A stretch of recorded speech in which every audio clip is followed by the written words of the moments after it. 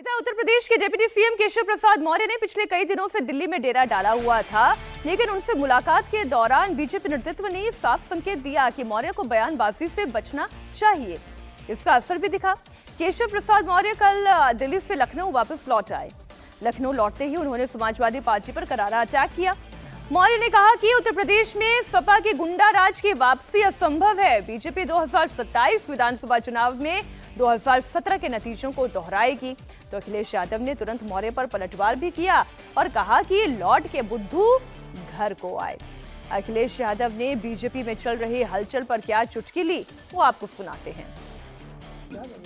और हम सावधान करना चाहते उत्तर प्रदेश की जनता को भी कि भारतीय जनता पार्टी के लोग आपस में लड़कर के और कुर्सी की लड़ाई में पूरा एडमिनिस्ट्रेशन खत्म कर दिया है।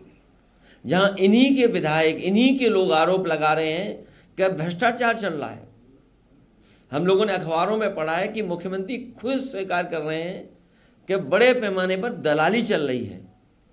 जिस प्रदेश के मुख्यमंत्री खुद स्वीकार कर रहे हों कि दलाली हो रही हो और अखबारों में बड़ा बड़ा लिखा हो कि दलाली हो रही है, तो जनता जानती होगी कि कितनी दलाली हो रही है। तो एक मैसेज दिल्ली से बड़ा क्लियर दे दिया गया है कि भाई दीवार पे लिखा है पढ़ लीजिए, योगी आदित्यनाथ बदलने नहीं जा रहे हैं। लेकिन केशव प्रसाद मौर्य को मैसेज क्या दिया गया है, देवेंद्र आपके सोर्सेस क्या बता रहे हैं? तो केशव मौर्य ने जो उत्तर प्रदेश के हालात को लेके वो समझ रहे हैं, जो शिकायतें हैं, उन सारी चीज़ों का पब्लिकली जब वो कह रहे हैं कि कार्यकर्ताओं का दर्द मेरा दर्द है, तो आप समझ सकते हैं कि बीजेपी के राष्ट्रीय अध्यक्ष जेपी नड्डा से जब उनकी मुलाकात हुई थी तो उसमें किस प्रकार से अपने दर्द को उन्होंने उघेरा था। और जाहिर तौर पर उनकी अब इच्छा है कि संगठन में की कमान मिले, प्रदेश अध्यक्ष उनको अगर बना दिया जाए और उनके नेतृत्व में अगला विधानसभा का चुनाव हो बतौर प्रदेश अध्यक्ष रहते हुए, तो ज़्यादा बेहतर होगा। तो ये सारी चीज़ें वो कह रहे हैं। और इसके पहले आपने देखा होगा कि किस प्रकार से एक तरह से मुख्यमंत्री के फरमान की लगभग अनदेखी करते हुए वो कैबिनेट के बैठकों से तक से दूर रहे थे। तो वो बहुत अलग लेवल पे आ चुका है। लेकिन बीजेपी का टॉप लीडरशिप कतई इस बात को और ऐसी प्रवृत्ति को किसी भी नेता के मामले में बढ़ावा नहीं देता कि आप सार्वजनिक बयानबाजियां करें और उसके मार्फत कोई प्रेशर बनाने की कोशिश कर रहे हैं। जो भी बीजेपी के टॉप लीडर ने पिछले दिनों से ये कहा था कि जो भी उत्तर प्रदेश की समस्या के समाधान के लिए, निराकरण के लिए जो काम किए जाने वो किए जाएंगे, लेकिन उस तरीके से किए जाएंगे कि बहुत उसका ढिढोरा ना पीटा जाए और बाहर कुछ बहुत ज़्यादा समझ में ना आए और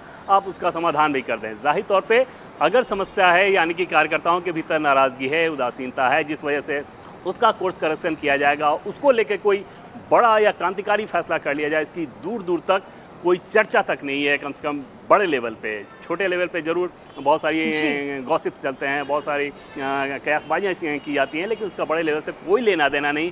केशव मौर्य को भी यही समझाया गया है कि पार्टी के टॉप लीडरशिप के संज्ञान में सारी चीजें हैं। देवेंद्र, देखिए कल आपसे जब चर्चा हो रही थी, आपने एक लाइन कही थी कि ये कयास बकवास है, मैं तो उसी पर अटक कर रह गई हूँ। तो इस तरीके की कोई भी कयास नहीं है, कोई रूमर नहीं है। योगी आदित्यनाथ कहीं नहीं जा रहे हैं, वो उत्तर प्रदेश के मुख्यमंत्री बने रहेंगे। बहुत शुक्रिया रुचि आपका भी, देवेंद्र आपका भी, पूरी जानकारी के लिए।